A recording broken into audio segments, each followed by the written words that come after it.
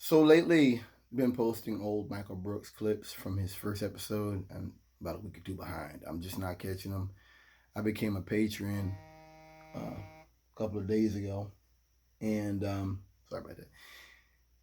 You know, I'm not really gonna get into all the stuff that they're doing on there. I'm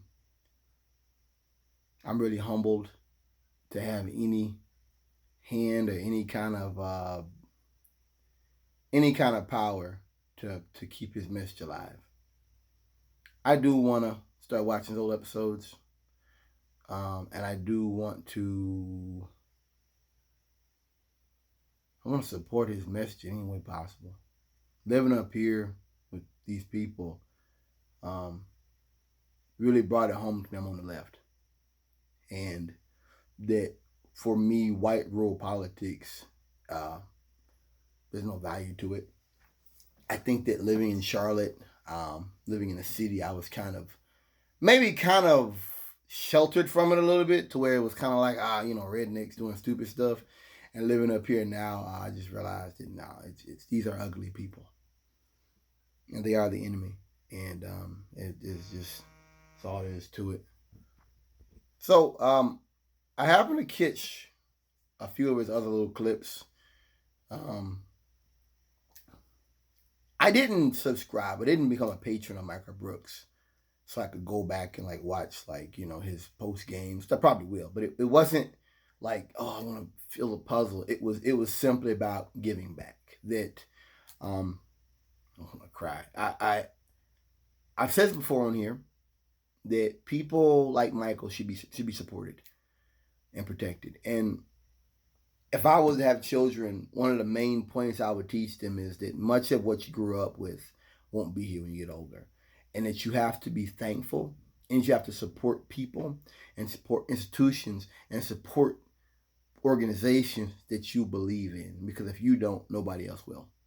You've got to be the change you want to see in the world, and you've got to live in such a way to edify and to support those things you believe in. um, it's just the way it is. That's just the way it is. You can't just stand back. Michael Brooks really spoon fed me. I feel like even now watching him, I feel like a baby in a high chair, and somebody's walking up to me and like, "Here we go. Today we've got mashed peas here and here," and that's how I feel.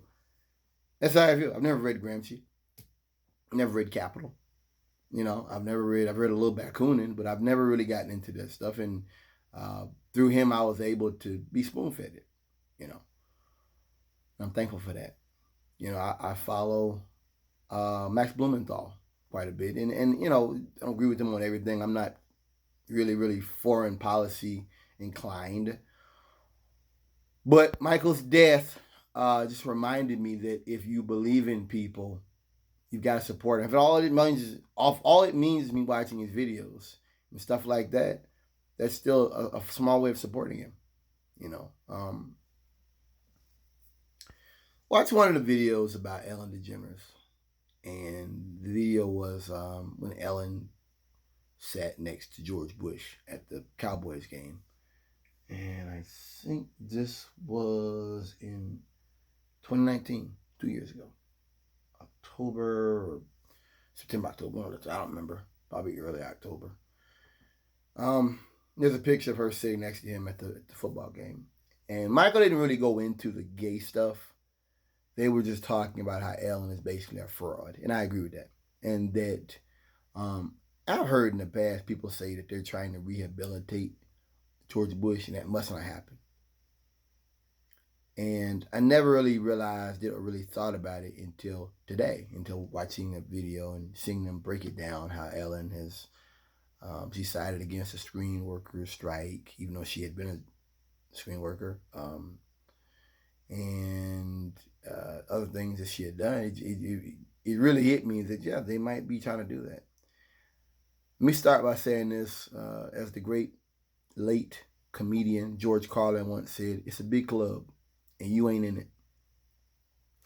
That picture of Ellen DeGeneres and George Bush doesn't speak to me about forgiveness. Who I want to forgive my enemy. No, no, no, no, no, no, no.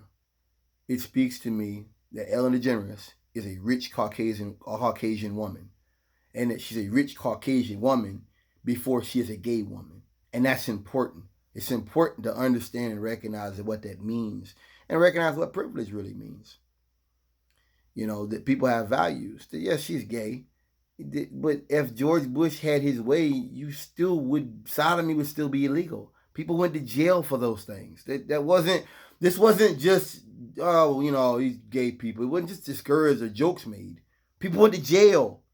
The police broke in folks' houses because of that stuff. Because it was, well, they might be gay. That happened. That had cases about this shit. Ellen DeGeneres is a rich Caucasian woman. And if gay stuff has still been illegal today, guess what?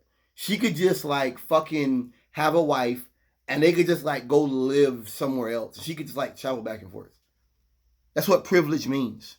I can have a viewpoint that actually hurts me and it doesn't hurt me because my privilege protects me.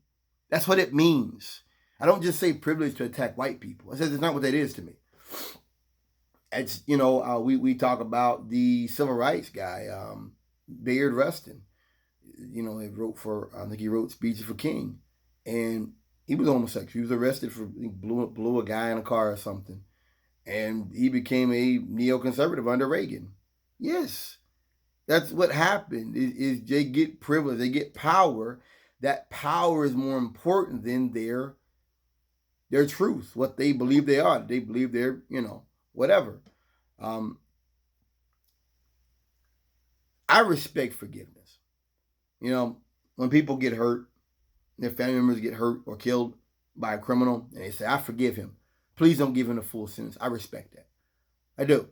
I've never had anybody taken from me in a violent manner. I hope it never happens. I don't know anybody that's had anybody taken from them in a violent manner. I hope that never happens. Knock on wood. I don't wish that on nobody to get the phone call from the police that so-and-so been shot or, you know. So I respect somebody that's willing to forgive. So to the forgiving family, that's great. But in the case of George Bush, what are you forgiving? George Bush has never apologized for the Iraq War or for his antiquated thoughts on gay marriage. What are you forgiving? You're forgiving a man who had power to do damage and harm to people just like you, and who, just because the social winds changed, his viewpoints are no longer relevant. That, you know what I mean? It's almost like imagine a serial killer out here. The worst serial killer in history. He killed a bunch, raped everybody. Killed 100 people, 200 people. And they locked him up. He got caught, locked away in prison. He gets out, he's 67 years old. And you're like, oh, well, dude, he's still that. He's still a killer. He was still that. He's just old to where maybe he can't chase somebody down. He's old to where maybe somebody can get away from him. But he's still a killer.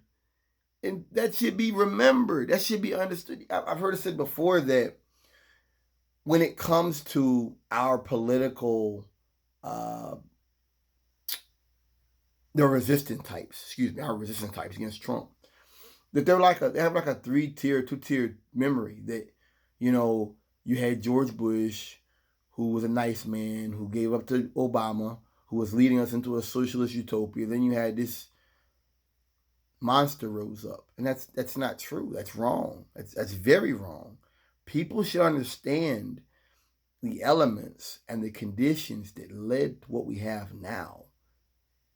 That should be understood. It shouldn't just be about, like I said, Trump's tweets and stupid shit that he did. It should be understood that how you got here, the mile markers that led you to this point.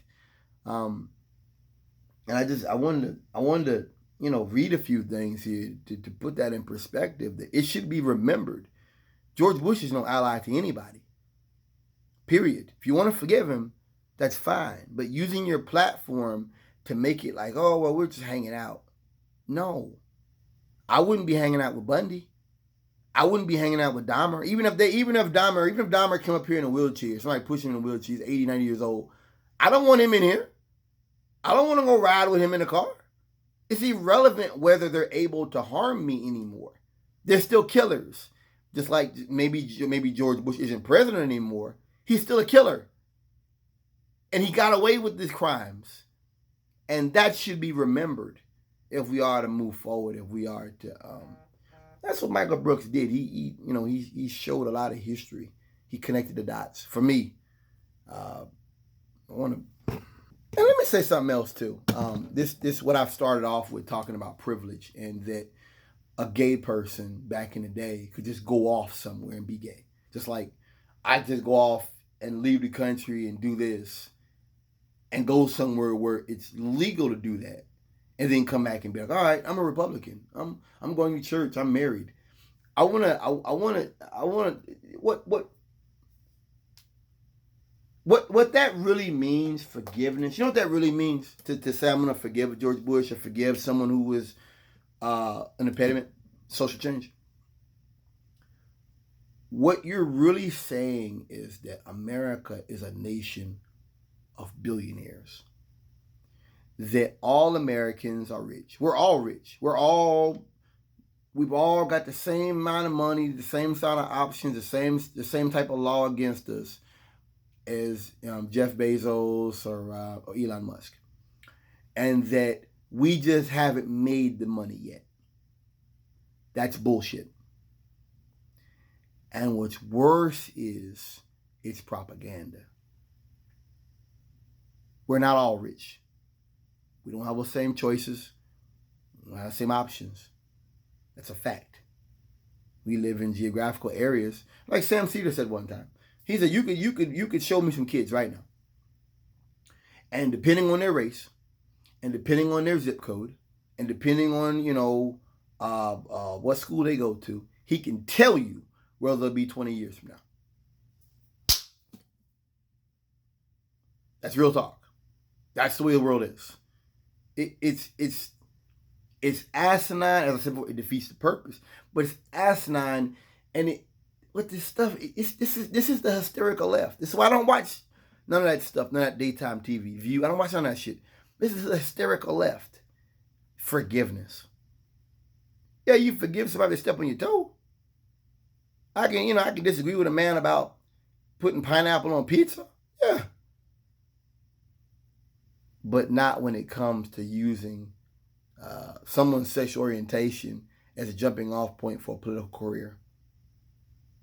That shouldn't be respected, and it shouldn't be forgiven, especially a person who never asked for it. You're looking for people to forgive, people who still don't respect you. And I just that's that hysterical left stuff. I don't like it. I don't like it.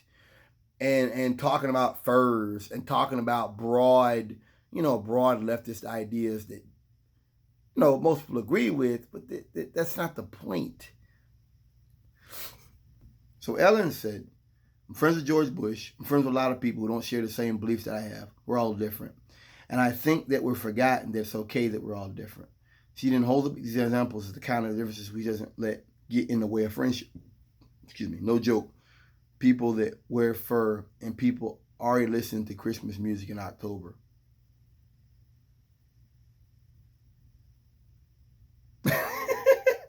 You're comparing a person that started a war that killed over 1 million people on the basis of a lie to people that listen to Christmas music before Christmas starts. This is the hysterical left. This is it. This is the hysterical left. This is it. Just because I don't agree with someone on everything doesn't mean I'm not going to be friends with them.